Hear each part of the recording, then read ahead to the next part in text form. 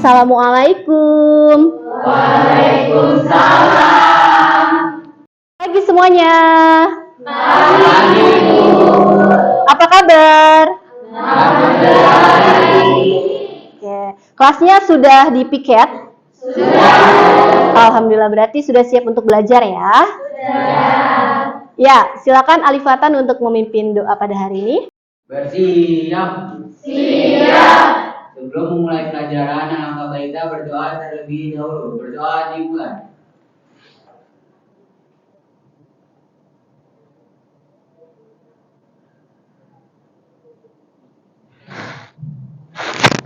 Berdoa selesai. Memberi salam. Assalamualaikum warahmatullahi wabarakatuh. Ya, Renanta sebagai sekretaris apakah hadir semua? Hadir semua, Bu. Oke, hadir semua ya.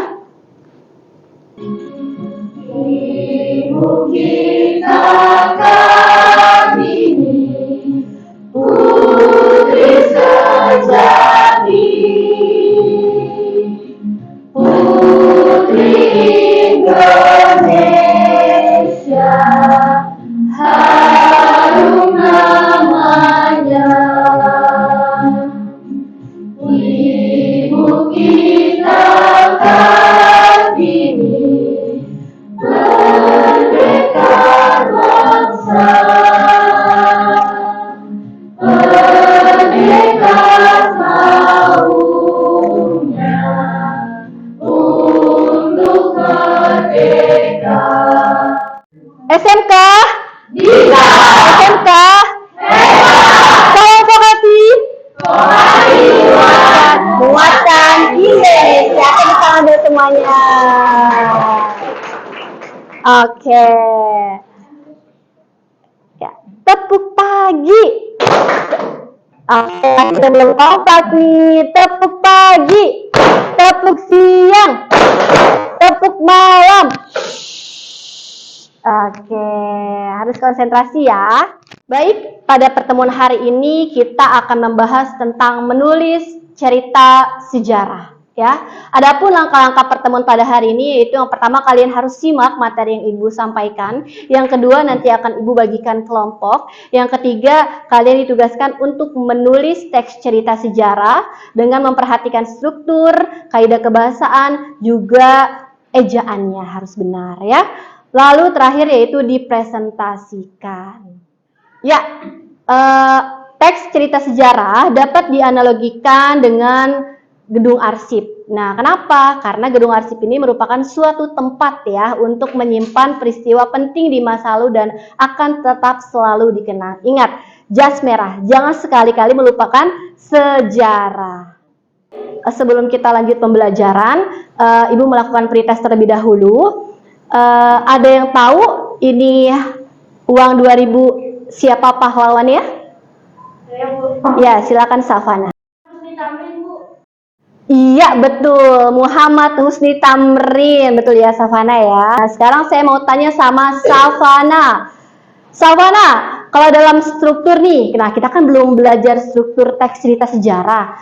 Tapi ini tidak jauh berbeda dengan yang ada di dalam tahapan alur dalam karya sastra. Nih, coba diingat-ingat lagi kembali ya. Oke, kalau dalam tahapan alur, nah ini Muhammad Husni Tamrin dilahirkan pada tanggal 16 Februari 1894 di Sawah Besar, pinggiran kota Batavia. Ayahnya bernama Tamrin Muhammad Tabri yang pernah menjadi Wedana Batavia 1908. Nah, ini berarti bagian dari apa? Dari orientasi. Oke, betul, bagian orientasi. Siapa yang tahu apa itu teks cerita sejarah? Ya, silakan, Naila. Teks yang menceritakan suatu peristiwa di masa lampau. Oke, betul. Nah, tujuan dari pembelajaran hari ini yaitu kalian mampu menulis teks cerita sejarah dengan memerhatikan struktur dan kebahasaannya. Lalu manfaat dari pembelajaran hari ini yaitu agar kita dapat memahami kejadian-kejadian yang sudah terjadi di masa lampau dan kita itu bisa mengambil peran penting, mengambil kira-kira apa ya bisa ambil hikmahnya seperti itu. Dan yang kedua, menjadi seorang penulis. Nah, yang ketiga yaitu kita menjadi pakar sejarah atau sejarawan. Seperti itu dari manfaat pembelajaran pada hari ini. Untuk pembelajaran menulis teks cerita sejarah, apakah ada permasalahan? Ada Bu. Ya, silakan Mayeza. Kan kita harus menulis dengan menggunakan ejaan bahasa Indonesia yang benar. Tapi masalahnya kadang kita masih menggunakan kata tidak baku karena terbawa bahasa sehari-hari. Oke, jadi kita memang suka terbawa bahasa sehari-hari ya, bahasa sehari-hari kita suka menggunakan kata tidak baku. Bagus pertanyaannya, nanti dijawab ya. Ada lagi pertanyaan? Ada Bu saya. Oke, silakan Anissa. Masalahnya kami terkadang lupa mengenai penggunaan huruf kapital dan lain-lain. Oke, jadi kita suka lupa ya mengenai penggunaan huruf kapital. Baik, jadi permasalahannya yang pertama itu mengenai kata baku dan tidak baku ya. Yang kedua yaitu mengenai penggunaan huruf kapital.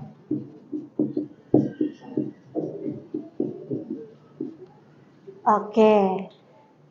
Yang pertama, memang ya kita sering terbawa dalam percakapan sehari-hari sehingga kita untuk menulis teks cerita sejarah itu di sini menggunakan kata yang tidak baku gitu ya, kata yang tidak baku. Sekarang saya mau tanya, yang betul telur atau telur? Telur. Betul, yang betul adalah telur. Nah, yang kedua, nasihat atau nasehat? Ayo, nasihat atau nasihat? Nasihat. Yang betul adalah nasihat. Baik, untuk selanjutnya yaitu kita akan membahas tentang penggunaan huruf kapital. Huruf kapital digunakan untuk nama.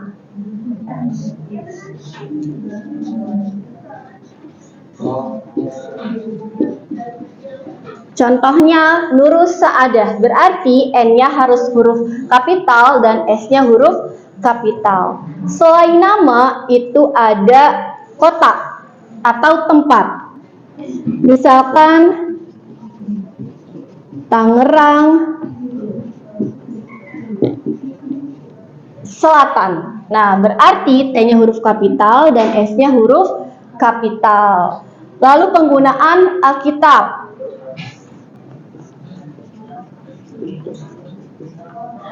Nah, saya mau tanya nih. Penulisan Al-Quran seperti ini betul atau salah? Ada yang betul, ada yang salah ya. Tadi kenapa jawabannya salah Nindya? Seharusnya kapital dan ada apostrof setelah huruf. Oke, betul sekali. Harusnya Q-nya juga huruf kapital dan ada apostrofnya setelah huruf R. Seperti itu ya. Baik, kita lanjut. Selanjutnya itu Islam. Nah, agama berarti I-nya huruf kapital. Selanjutnya adalah Kristen. Nah,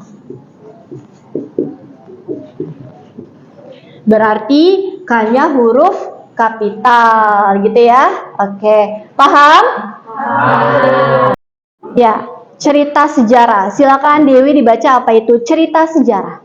Cerita sejarah adalah karangan atau cerita yang menyajikan suatu peristiwa atau kejadian bagaimana peristiwa itu bisa terjadi. Oke, baik. Jadi cerita sejarah adalah sebuah karangan atau sebuah cerita ya yang menyajikan suatu peristiwa itu berjalan berdasarkan urutan waktu yang pernah terjadi di masa lalu gitu ya. Baik, selanjutnya adalah berdasarkan peristiwa, cerita sejarah dapat diidentifikasi menjadi dua. Yang pertama, cerita sejarah yang memang benar-benar terjadi. Yang kedua, berarti cerita sejarah yang berupa hayalan. Nah, ini contohnya adalah cerpen dan novel. Salah satu novel yang berupa hayalan adalah yang dibuat oleh Pramudia Anantatur, ya. Bumi dan Manusia itu contohnya.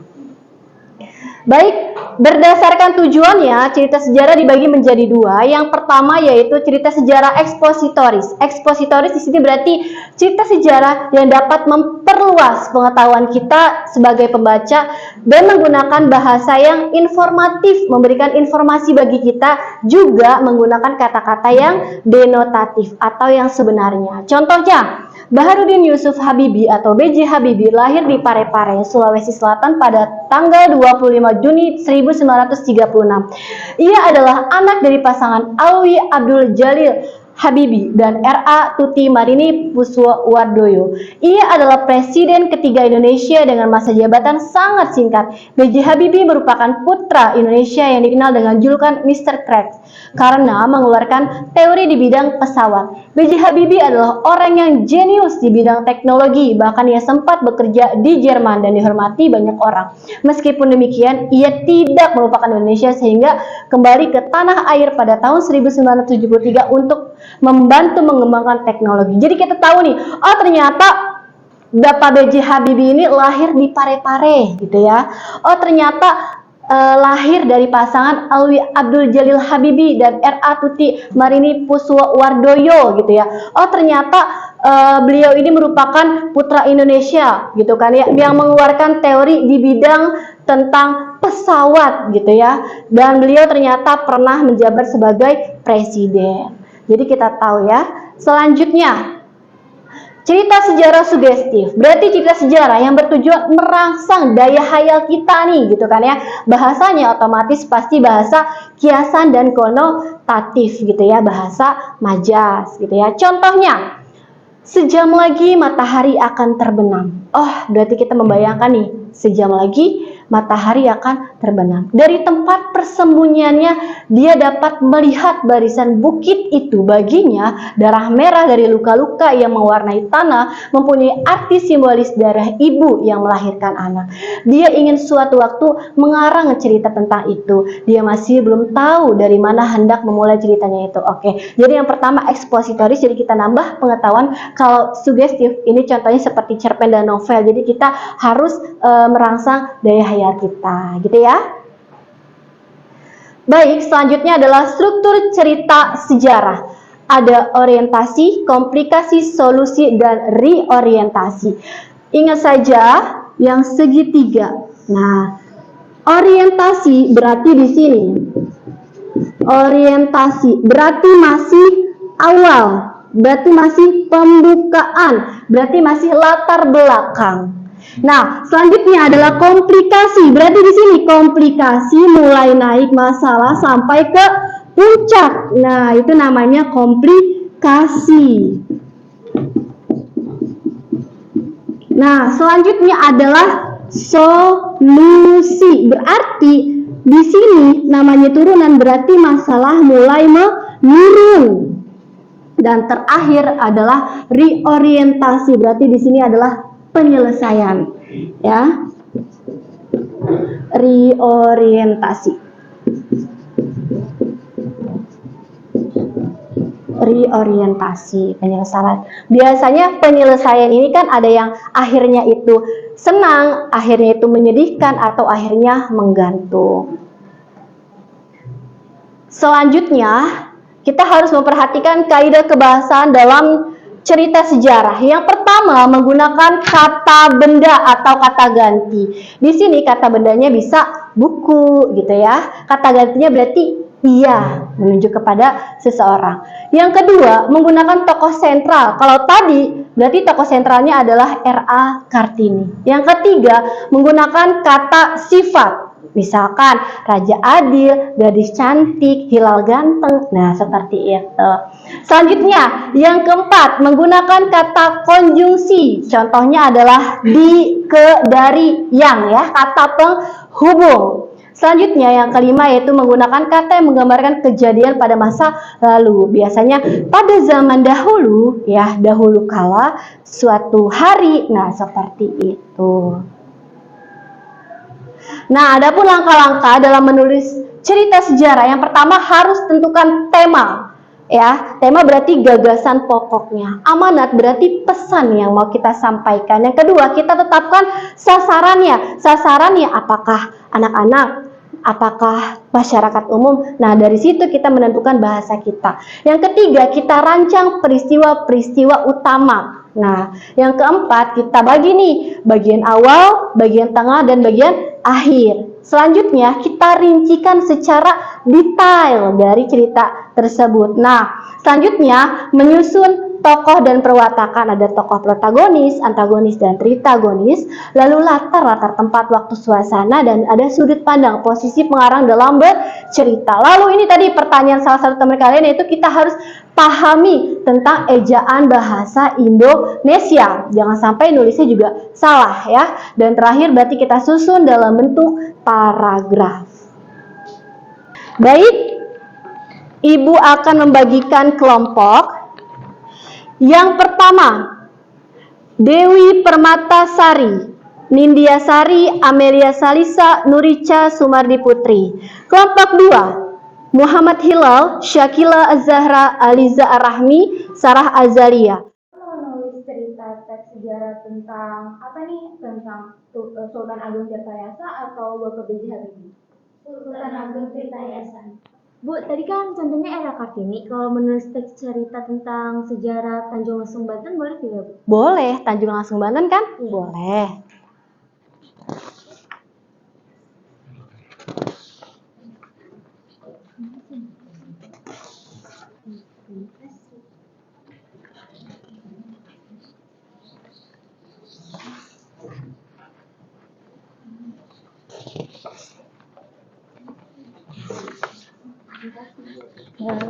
Baik, kita buat kesepakatan untuk pengumpulan tugas, baiknya hari ini atau besok ya? Hari ini.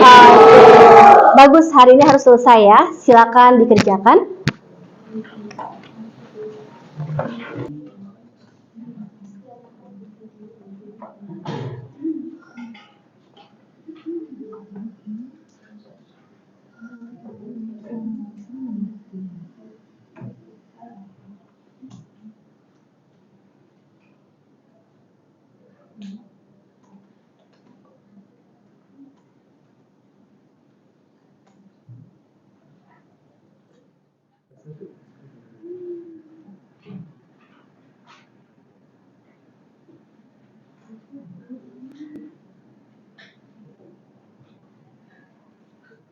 Kelompok kalian membahas tentang apa?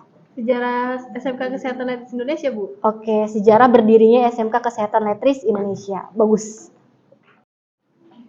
Ini ada yang mau ditambah lagi? Coba dicek kembali. Coba kita baca dulu ya.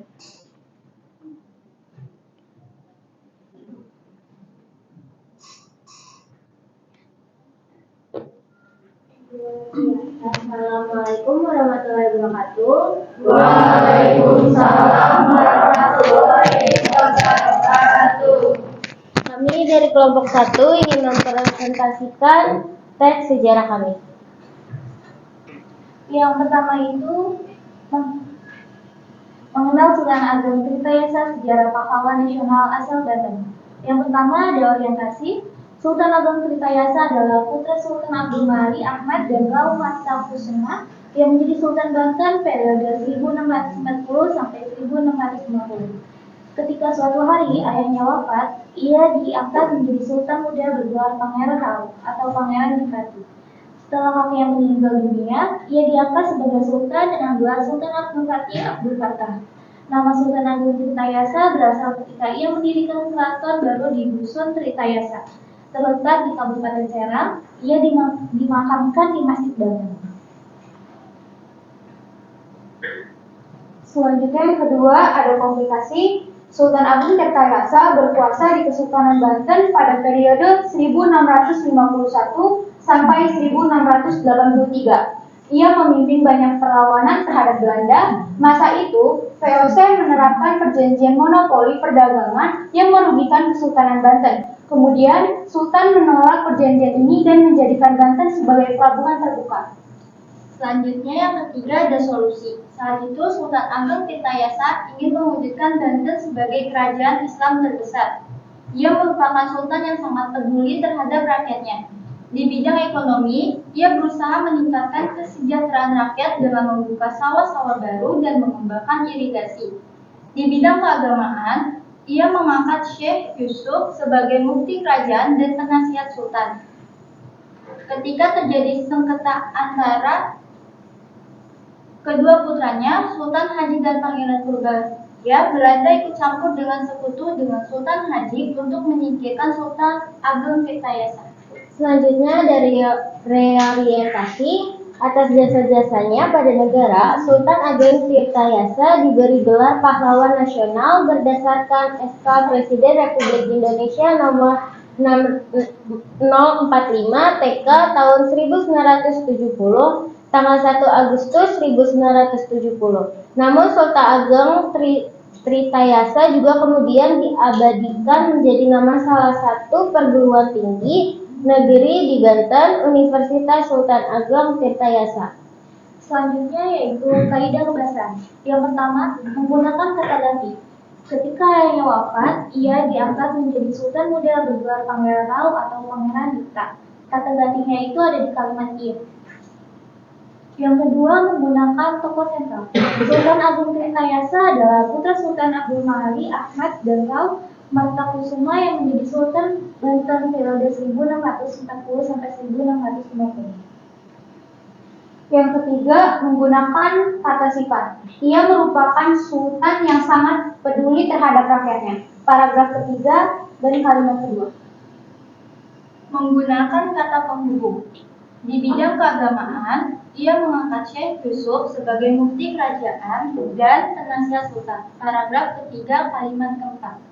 Yang kelima, menggunakan kata yang menggambarkan kejadian masa lampau. Ketika suatu hari ayahnya wafat, ia diangkat menjadi sultan muda bergelar Pangeran Rau atau Pangeran Dipati. Sekian dari kelompok kami. Wassalamualaikum warahmatullahi wabarakatuh. Waalaikumsalam warahmatullahi wabarakatuh. Assalamualaikum warahmatullahi wabarakatuh. Waalaikumsalam warahmatullahi wabarakatuh. Kami dari kelompok 2 ingin mempresentasikan hasil kerja kami yang berjudul Sejarah Mengenal Asal Mula Uang Rupiah. Orientasi. Rupiah merupakan mata uang resmi Indonesia. Nama rupiah biasanya dikaitkan oleh banyak pihak sebagai pelafalan dari rupiah mata uang India. Tapi sebenarnya, menurut Adi Pratomo, salah satu peneliti sejarah uang Indonesia, rupiah diambil dari kata rupiah dalam bahasa Mongolia. Rupiah sendiri berarti perak. Memang sama dengan arti rupiah, tetapi rupiah sendiri merupakan pelafalan asli Indonesia karena adanya penambahan huruf H di akhir kata rupiah, sangat khas sebagai pelafalan orang-orang Jawa. Yang kedua ada komplikasi. Pada masa-masa awal kemerdekaan uang Republik Indonesia, ori merupakan mata uang yang memiliki nilai yang sangat murah jika dibandingkan dengan uang-uang yang dikeluarkan oleh The Java Bank. Padahal uang ori adalah uang langka yang sementara bernilai tinggi. Sebenarnya ada banyak keraguan mengenai bagaimana Sebenarnya masa yang ini mulai ada dan dipakai sebagai mata uang resmi. Pada masa setelah diresmikannya rupiah, masih ada 1B, Indonesia belum menggunakan mata uang rupiah, tetapi masih menggunakan mata uang resmi yang dikenal sebagai ori. Untuk mata uang yang sempat dipakai di Indonesia, mata uang ini adalah mata uang yang dikeluarkan pada masa RIS, Republik Indonesia Serikat, yang dikenal sebagai mata uang RIS. Mata uang ini masuk dalam sejarah perkembangan mata uang Indonesia sebagai pengganti sementara rupiah. Yang ketiga, solusi. Setelah masa RIS berakhir, mata uang Indonesia kembali menjadi rupiah. Sebagai mata uang resmi Indonesia, rupiah kemudian dikeluarkan dan dikontrol oleh Bank Indonesia.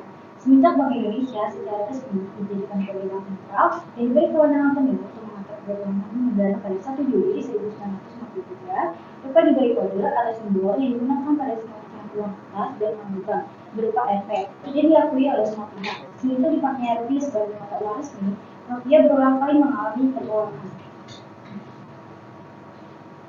Yang keempat, reorientasi. Bagaimanapun, rupiah merupakan sebuah cerminan dari bangsa Indonesia. Ketika mendengar kata rupiah, hal yang langsung terpikirkan adalah Indonesia. Jelas, karena rupiah adalah milik Indonesia saja dan tidak ada negara lain yang memiliki rupiah. Sebagai salah satu kebangsaan negara, sudah semestinya rupiah juga dijunjung tinggi. Rupiah sudah selayaknya diakui, dibanggakan, dan dijaga oleh setiap warga negara Indonesia. Lalu ada kaidah kebahasaan. Yang pertama menggunakan kata benda. Rupiah merupakan mata uang resmi Indonesia. Paragraf pertama, kalimat pertama. Yang kedua, menggunakan tokoh sentral. Setelah masa Haris berakhir, mata uang Indonesia kembali menjadi rupiah. Paragraf kedua, kalimat pertama. Yang ketiga, menggunakan kata sifat. Ori merupakan mata uang yang memiliki nilai yang sangat murah jika dibandingkan dengan uang-uang yang dikeluarkan oleh di Java Bank. Paragraf kedua, kalimat kedua. Yang keempat, menggunakan kata penghubung. Rupiah sudah selayaknya diakui, dibanggakan, dan dijaga oleh setiap warga negara Indonesia. Yang kelima, menggunakan kata yang menggambarkan kejadian masa lampau. Pada masa-masa awal kemerdekaan, Indonesia belum menggunakan mata uang rupiah, tetapi masih menggunakan mata uang resmi yang dikenal sebagai ori. Paragraf kedua, kalimat pertama. Ya, sekian presentasi dari kelompok kami. Kurang lebihnya mohon maaf. Wassalamualaikum warahmatullahi wabarakatuh. Waalaikumsalam warahmatullahi wabarakatuh.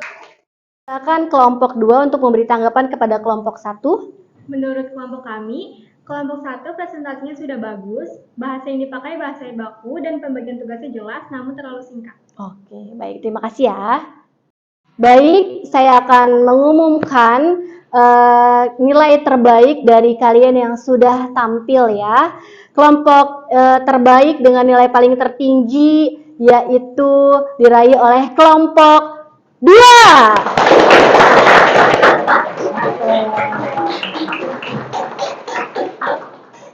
Ya, kelompok 2 meraih nilai tertinggi karena tadi dijelaskan mulai dari struktur orientasi, komplikasi, solusi, dan reorientasi secara detail, secara jelas, juga menyebutkan nama sumber ya, observasinya dari mana. Oke. Kelompok 1 juga sebetulnya bagus, hanya materinya lebih sedikit. Itu saja ya.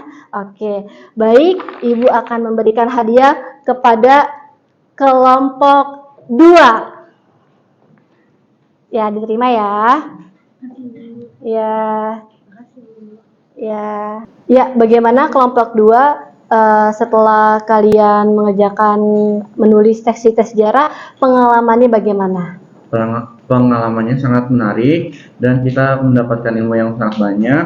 Terus juga kita lebih bisa menghargai jasa para pahlawan. Oke, baik.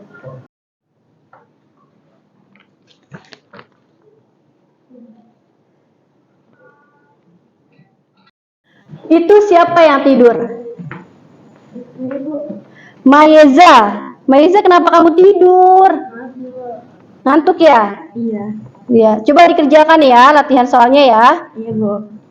Baik, semuanya sudah mengerjakan ya. Di sini nilainya Nurica 100, Tivina 100, Amelia 100, Rabia 100, Nindya 100, Syakira 80, Dewi 100, Erliana 100, Salwa 100, Anissa 80, Syashi 80, Sarah Azali 80, Amanda 100, Kaila 100, Amanda Aulia 80, Hayaroh 100, dan NG 80. Baik, semuanya alhamdulillah sudah di atas KKM ya. Oke, tepuk tangan yang untuk semuanya. Ya, silakan sesi simpulkan pertemuan kita hari ini. Jadi hari ini kita membahas tentang teks cerita sejarah. Teks cerita sejarah adalah teks yang menyajikan suatu peristiwa secara urutan waktu. Strukturnya ada orientasi, solusi, komplikasi, dan reorientasi. Kaidahnya yaitu menggunakan kata benda, kata ganti, kata sifat, dan kata konjungsi. Jadi saat kita ingin menulis teks cerita sejarah harus memperhatikan struktur, konjuksi, dan ejaan bahasa yang benar, Bu. Bagaimana pertemuan kita hari ini? Alhamdulillah menyenangkan ya. Semua paham? Alhamdulillah. Baik, pertemuan berikutnya kita akan membahas tentang teks editorial. Jadi tugasnya pertemuan selanjutnya kalian membawa satu koran, ya. Paham?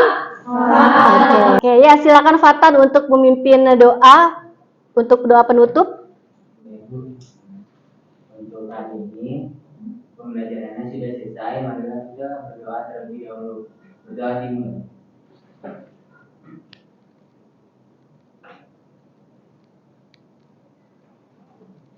Berdoa selesai, memberi salam. Assalamualaikum warahmatullahi wabarakatuh. Waalaikumsalam warahmatullahi wabarakatuh.